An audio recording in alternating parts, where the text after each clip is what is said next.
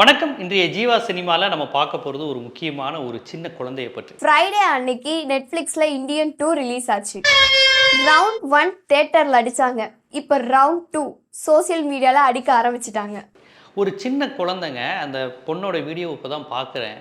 சும்மா என்ன அறிவோட அந்த குழந்தை இருக்கு பாருங்க. அதாவது இந்தியன் 2 படத்த கலாய்க்கிறதுங்கிறது வேற.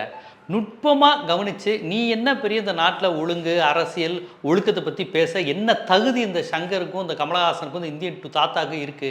எவ்வளோ முட்டாள்தனமா படத்த எடுத்து வச்சுட்டு நீங்கலாம் சமூகத்த திருத்த போறோம்ன்னு சொல்றீங்க. இது எவ்வளோ ஒரு கேலி கூத்து அப்படிங்கிறத அந்த சின்ன குழந்தை இந்தியன் தாத்தாவ கதற கதற வச்சு செஞ்சிருக்குங்க. கதற விட்டுருக்கு தாத்தாவ. கதற விட போறாருங்கிற மாரி தாத்தாவ கதற விட்டது வந்து அந்த பாப்பா தான்.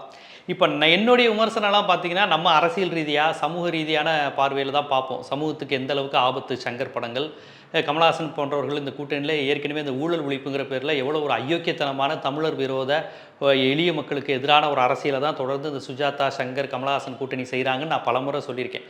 நான் அரசியலாக தான் பார்ப்பேன். அதுக்கு பின்னால் உள்ள அரசியல், அவர்களுடைய சமூக நோக்கம், சமூக சிதைக்கிற அவங்களுடைய பின்னணி, இதை பற்றி நான் பேசியிருக்கேன். ஆனால் இந்த குழந்தை பேசுகிறதுக்கு பாருங்கள், ஐயோ சூப்பருங்க. இந்த குழந்தை இந்த அரசியலுக்குள்ளெல்லாம் போகலை. நம்ம பேசுகிற அந்த ஊழல் ஒழிப்புக்கு பின்னால் எதிர்க்கக்கூடிய சமூக அநீதி அரசியல், அந்த அரசியலுக்குள்ளெல்லாம் போகலை. ஆதிக்க வர்க்கம், ஒடுக்கப்பட்டோர், இந்த அரசியலுக்குள்ளெல்லாம் போகலைங்க. ஆனால் அந்த குழந்தை பேசுகிறத பார்த்தீங்கன்னா அவ்வளவு அழகாக, இந்த இந்தியன் 2ங்கிற படமே அறிவியலுக்கு எதிரான படம், ஒரு முட்டாள்தனமான படம், பைத்தியக்காரங்க சேர்ந்து எடுத்த படம் அப்படிங்கிறத அழகாக சொல்லியிருக்கு. இவங்களுடைய ஊழல் ஒழிப்பு, சமூக ஆர்வம் எல்லாமே பித்தலாட்டம், அயோக்கியத்தனங்கிறத அந்த குழந்தை அழகாக சொல்லுது.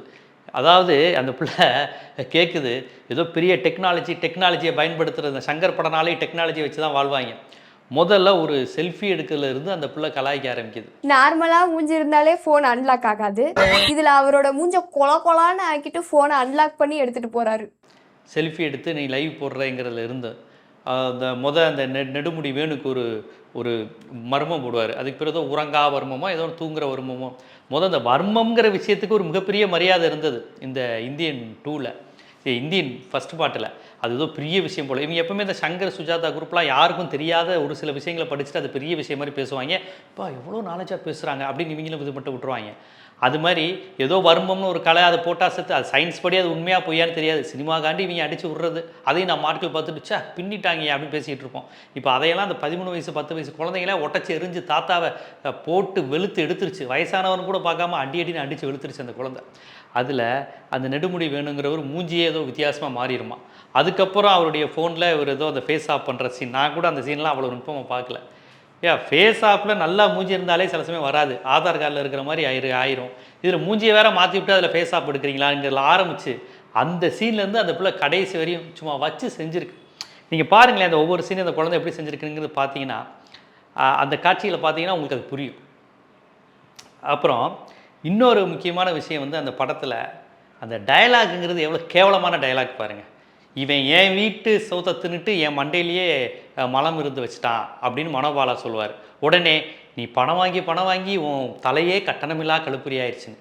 எவ்வளோ கிறுக்குத்தனமான வசனம் இது. அந்த பொண்ணு வந்து செம்மையாக கலாய்ச்சிருக்கு. அந்த குட்டி பொண்ணு வந்து சூப்பராக கலாய்ச்சிருக்கு. என்னடா வசனம் எழுதியிருக்கீங்க அப்படின்னு. என் வீட்டு சோத்த திட்டு ஏன் தலையில பேண்டு வச்சிருக்காண்டி. கட்டணம் வாங்கி நீ கழிப்பிடம் ஆகிட்டியா மாமா? என்னது கட்டடம் இல்ல கழிப்பிடமா? என்னடா டயலாக் இது? அது மட்டும் இல்லை, நீ சாப்பிட்டதுனால குண்டாகலக்கா, பல பேர் சாபத்தினால குண்டாயிருக்க. ஏண்டா டேய், ஏதாவது அறிவியல் பூர்வமாக இருக்காடா? ஏதாவது வசனம் எதுக்கு முனையாக வரணும் கொடுக்காக பைத்தியகாரத்தனமாவோட வசனம் எழுதி வைப்பீங்க. அந்த பொண்ணு கேட்டிருக்குங்க, நான் கேட்கல. அந்த பொண்ணு கலாச்சி எடுத்திருக்கு. நீ சாப்பிட்டதுனால வெயிட் போடல, பல பேர் சாபத்தினால தான் வெயிட் போட்டிருக்க. பல பேர் சாபத்தினால குண்டாயிடலாமா? நீ எல்லாம் ஒரு ஆள், உனக்கு ஒரு 50-60 வயசு ஆயிருக்கும். டைரக்டர் கமலஹாசன் இங்கே எவ்வளோ வயசானவங்க. அடிப்படை அறிவியலும் தர்க்கமும் சமூக பார்வையும் இல்லாமல் இப்படி ஒரு கிறுக்குத்தனமாக படத்தை எடுத்துகிட்டு நாட்டை திருத்த போகிறேன்னு வேறு அந்த படத்தை சொல்கிறீங்க பாரு, எப்படா ஏற்றுக்கிறதுன்னு அந்த பொண்ணு கலாய்க்கிறத கேளுங்க. அப்புறம் அந்த புள்ள சொல்லியிருக்கல ரொம்ப முக்கியமான விஷயம், பெரிய நாட்டை திருத்த போகிறேன்னு சொல்லிட்டு ஒரு சின்ன பையனோட சைக்கிளை பிடிங்கிட்டு போறியே, நீ தான் நாட்டை திருத்த போறியா? எப்போ பார்த்தாலும் நாட்டில் ஒழுங்கு இல்லை, எல்லாரும் ஒழுங்காக இருக்கணும், க்யூவில் நிற்கணும், சரியாக இருக்கணும், லஞ்சம் வாங்கக்கூடாது, துப்புரவு தொழிலாளி எச்சி துப்பக்கூடாது, இந்த மீன் விற்கிறவங்க மோசமானவங்கன்னு எளிய மக்களையும் உழைக்கும் மக்களையும் அவமானப்படுத்தியே படம் எடுத்துக்கிட்டு இருக்கீங்க அந்த சங்கர் கமலஹாசன் குரூப்பு. ஒருத்தன் சைக்கிளில் ஒரு சின்ன போய்கிட்டு இருக்கான், அவன்கிட்ட இருந்து சைக்கிளை வாங்குற. அடுத்த சீனே அந்த சைக்கிள் வேறு மாதிரி இருக்குது. அப்போ இதுதான் ஒழுங்கா? நீ வந்து ஒழுங்கா இருக்கியா அப்படின்னு அந்த பொண்ணு கேட்கறது இருக்கு பாருங்க, அது செமங்க, செம சூப்பர். அந்த பையன் சைக்கிள் ஓட்டும் போது சின்னதா இருந்துச்சு, இப்போ எப்படி பெருசாச்சு? அதுக்கு ஏதாவது வர்மம் இருக்கும். அதுக்கப்புறம் அந்த பொண்ணு அதை சொல்கிறத மட்டும் நீங்கள் கேளுங்களேன், அவ்வளோ ஸ்டைலிஷாக அந்த பிள்ளை அழகாக சொல்லுது. மற்றவங்க சொன்னாவது ஒரு அரசியல் இருக்கும், ஒரு கோபம் இருக்குது, ஏதோ தனிப்பட்ட காழ்ப்புணர்ச்சி மாதிரி தெரியும். அதுவும் இந்த குழந்தை அவ்வளோ க்யூட்டாக சொல்லுது. அப்புறம் அந்த எலக்ட்ரி ட்ரெயின் சீன் இருக்குது பாருங்கள், அது சூப்பராக சொல்லுவோம். ஏன்டா டேய் ட்ரெயின் அவன் கடமை டிரைவர், அதாவது அவன் ஒழுங்கான கடமையை செய்யணும்னு நீங்கள் சொல்கிறீங்களே, அவன் எலக்ட்ரி டிரைவர் வந்து அந்த கடமையை செய்யணும். அந்த டிரைவர் நீ கொஞ்சம் ரிவர்ஸ் எடுத்து போகணும். ரிவர்ஸ் எடுத்து எப்படிங்க போக முடியும்? அது போவதற்கு 10 நிமிடம் 5 நிமிடத்திற்குள் போகணுன்னு வழக்கம் போல் இவங்க கிறுக்குத்தனமாக அபத்தமாக ஒன்று சொல்கிறாங்க. அவன் கரெக்டான நேரத்துக்கு போகணும். சரியான நேரத்துக்கு அரசு ஊழியர்கள் வேலை பார்ப்பதில்ல. இந்த டிரைவரு, இந்த கண்டக்டரு, டிராஃபிக் போலீஸு, துப்புரவு தொழிலாளி, மார்ச்சோரியில் இருக்க தொழிலாளி, எலக்ட்ரிக் மேன், இவங்களால தான் அந்த நாடு கெட்டு போகுது. இவங்களாம் லஞ்சம் வாங்குறாங்க, இவங்களாம் வேலையை சரியாக செய்கிறதில்ல, இவங்களாம் காந்தி ஜெயந்திக்கு மட்டமாக தண்ணி அடிச்சுட்டு படுத்துக்கிட்டாங்க, அதனால் ஒரு குழந்தையோட உயிர் போயிடுச்சுன்னு இந்த சங்கர் வகையாராக்கள், சுஜாதா வகையாராக்கெல்லாம் இதனால் எத்தனை கஷ்டப்படுற குடும்பங்கள் பாதிக்கப்பட்டாங்க தெரியுமா அப்படின்னு அந்த அம்பி கேரக்டர்லேருந்து எல்லாமே அலருமே. இப்போ இந்தியன் 2 படத்தில் அந்த எலக்ட்ரிக் ட்ரெயின் வர சீன் இருக்குல்ல, டிரைவரை வந்து பணியை செய்ய விடாமல் தடுக்கிறதும், அவனை தப்பான வழிக்கு நீ வந்து எலக்ட்ரிக் ட்ரெயினை தப்பாக நடத்து, டயத்துக்கு லேட்டாக போயிட்டு திருப்பி ரிவர்ஸ் எடுன்னு சொல்கிறியே, அப்போ இது வந்து தப்பு இல்லையா? ஒருத்த மக்களை கொண்டு போய் சேர்க்க வேண்டிய நேரத்துக்கு சேர்க்க விடாமல் என் சுயநலத்துக்காக நீ மாற்றிப்போன்னு சொல்கிறியே, இதுதான் இந்த நாட்டை நீ திருத்துற லட்சமா அப்படின்னு நான் கேட்கலைங்க. அந்த குட்டி பாப்பா கேட்குது, நீங்களே கேளுங்க. அந்த குட்டி பாப்பா பேசுது.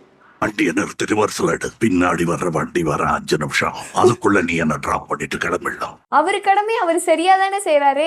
இப்போ இதுல யாரு ஆன்டி இந்தியன்? அதை விட பெரிய காமெடியெலாம் அந்த படத்தில் என்னென்னா, ஒரு போலீஸ் ஒரு திருடனை, ஒரு அக்யூஸ்டை என்ன ரீசனுக்காக அரெஸ்ட் பண்ணுவாங்க? திருடிட்டான், சமூக ஒழுங்கை சீர்கழிச்சிட்டான், கொள்ளையடிச்சிட்டான், கொலை பண்ணிட்டான், குடும்ப வன்முறை சட்டம், பெண்களிடம் தப்பாக நடந்துக்கிட்டான், இந்த மாதிரி ஏதோ ஒரு கேஸில் சிஆர்பிசியோ ஐபிசியோ சிவிலோ கிரிமினலோ ஏதோ ஒரு வழக்கின் கீழ் தானே பதிவு செய்ய முடியும். போலீஸ் பாபி சிம்ஹா வந்து இந்தியன் தாத்தாட்ட ஒரு ரீசன் சொல்லுவார். அப்படி ஒரு சட்ட ரீதியான விளக்கத்தை, லீகல் ரீசனை இதுவரையும் உலகத்தில் எவனுமே கேட்டதில்லை. இந்தியன் தாத்தாவை போகணும், கோ பேக் இந்தியன் அப்படின்னு சொல்லிட்டு 1 மணி நேரத்தில் லட்சக்கணக்கான பேர் டேக் பண்ணிட்டாங்களாம். ஸோ உங்களை நாங்கள் கைது செய்கிறோம். டேய், உலகத்தில் ஒருத்தனை கைது செய்கிறதுக்கும் டேக் பண்ணுறதுக்கும் என்னையா சம்மந்தம்? இந்த பிள்ளை அவ்வளோ அழகாக கேட்டு வச்சிருக்கு. ஒருத்தன் மீது ஒரு போலீஸ் நடவடிக்கை எடுக்கணும்னா ஃபேஸ்புக்கில் அவனுக்கு எவ்வளோ ஆதரவு இருக்குது, ட்விட்டரில் எவ்வளோ லைக் வந்திருக்கு, இன்ஸ்டாவில் எவ்வளோ ஃபாலோவர்ஸ் வந்திருக்காங்கன்னு பார்த்தா ஒரு போலீஸ் அரெஸ்ட் பண்ணும். போலீஸ் அரெஸ்ட் பண்ணுறதுக்கும் சமூக வலைதளத்துக்கும் என்ன தொடர்பு? ஒருத்தனை வா போன்னு சொல்கிறதுக்கும் ஒருத்தனை கைது செய்வதற்கும் அவன் என்ன தவறு செய்திருக்கான், என்ன முகாந்திரம் இருக்கிறது, சட்டப்படி அவனுக்கு எதிரான சாட்சிகள் இருக்கா, எவிடன்ஸில் அப்படி இருக்குது, இதன் அடிப்படையில் ஒருத்தனை கைது செய்ய முடியும், ஒருத்தனை நடவடிக்கை எடுக்க முடியும், கோர்ட்டு முன்னாடி நிப்பாட்ட முடியும்.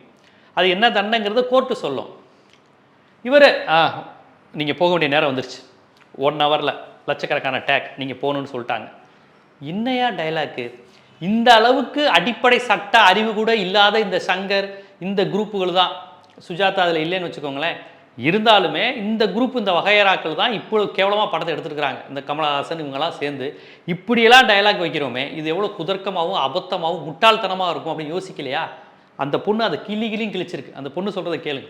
இப்போ ஒரு போலீஸ் உங்களை அரெஸ்ட் பண்றாங்கன்னா எதுக்கு அரெஸ்ட் பண்றோம்னு காரணம் சொல்லுவாங்க தானே. ஆனா இப்படி ஒரு காரணத்தை நீங்க கேட்டிருக்கவே மாட்டீங்க. இனிமே உங்களுக்கு இங்க வேலை இல்லைங்க.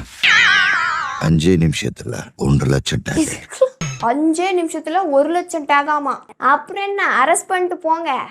இப்படியாக ஒரு படத்தை எடுக்கும்போது அடிப்படை சட்டம் இருக்கிறதா, அடிப்படை தர்க்கம் இருக்கிறதான்னு கூட பார்க்காம அபத்தமாக அந்த படத்தை எடுத்துட்டு நாட்டை திருத்த போகிறோம், ஊழலை ஒழிக்க போகிறோம், அரசியல்வாதிகள் சரியில்லை என்று சொல்லக்கூடிய முட்டாள்களாக இந்த படங்கள் இருக்குது அப்படிங்கிறத அந்த பொண்ணு வந்து அவ்வளோ அழகாக சொல்லியிருக்கு. எனக்கு அது பார்த்தோன்னே அந்த பொண்ணு யாருன்னு தெரியல. இது அந்த குழந்தை எங்கேன்னு தெரிஞ்சாலும் என்னுடைய வாழ்த்துக்களை தெரிவிச்சுக்கிறேன். அது எங்கே இருக்குது, அந்த சேனல் பேர் என்னன்னு கூட எனக்கு தெரியல. அவ்வளோ அழகாக அந்த பாப்பா வந்து இந்த விஷயத்தை பண்ணுது. அந்த பாப்பா பண்ணும்போது சும்மா அந்த கலாய்க்கணுங்கிற அந்த வழக்கமான பாணி கிடையாது. சும்மா ஒரு படத்தை கலாய்க்கணும், ஒரு தனிநபரை கலாய்க்கணும், கிண்டல் பண்ணுங்கிற நோக்கம் அந்த குழந்தைக்கு இல்லை.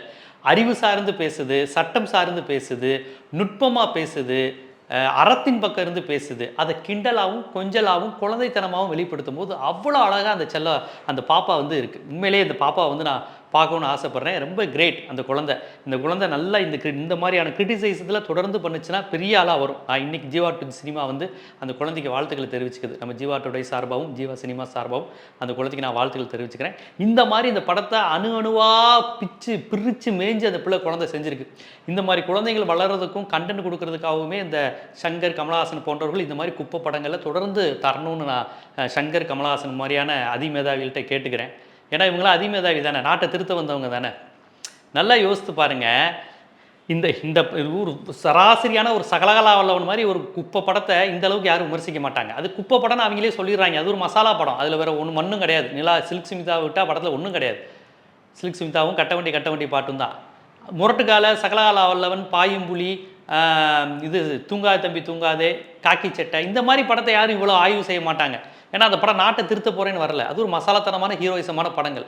ஆனால் அந்த இந்தியன்லலாம் வச்சுக்கிட்டு ஒரு ஊழல் ஒழிப்பு, இது நாட்டை திருத்துறேன்னு அபத்தமாக இவங்களுடைய வன்மம் பிடிச்ச அரசியல், திராவிட இயக்கத்தை விமர்சிக்கிறது, இங்கே உள்ள ஆளும் கட்சிகள் சரியில்லைன்னு சொல்கிறது, கடைசியில் இவங்களுக்கு அடிப்படை அறிவோ, தர்க்கமோ, நியாயமோ, நேர்மையோ, சட்டம் குறித்த பார்வையோ எதுவுமே இல்லாமல் தான் இவர்கள் படத்தை எடுக்கிறார்கள்.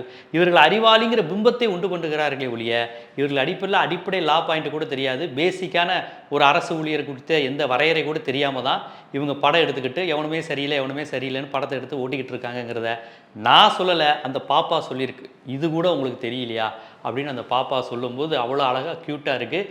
இந்தியன் 2 படம் வந்தப்போ தான் போட்டு கடிச்சு குதறினாங்க நம்ம ஆட்கள்.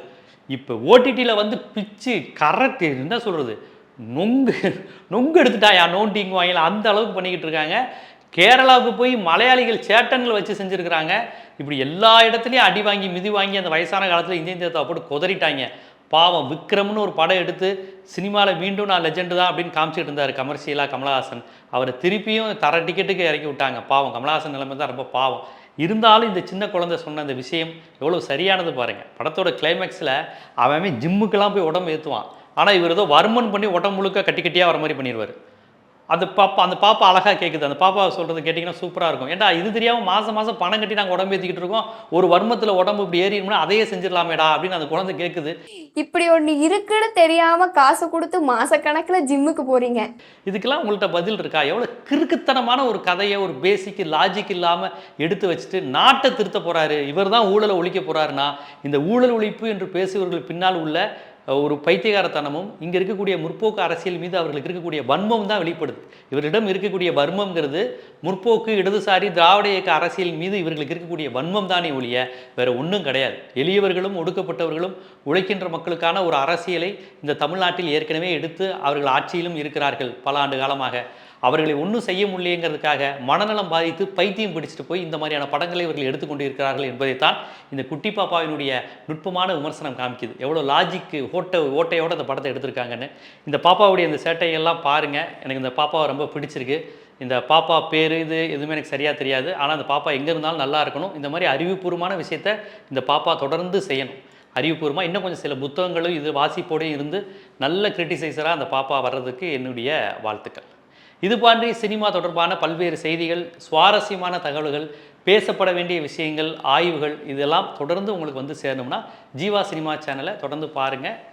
நம்ம சேனலை சப்ஸ்கிரைப் பண்ணுங்கள். நம்ம நண்பர்கள், உறவினர்களுக்கும் நம்ம சேனலை பற்றி எடுத்து சொல்லுங்கள். நன்றி.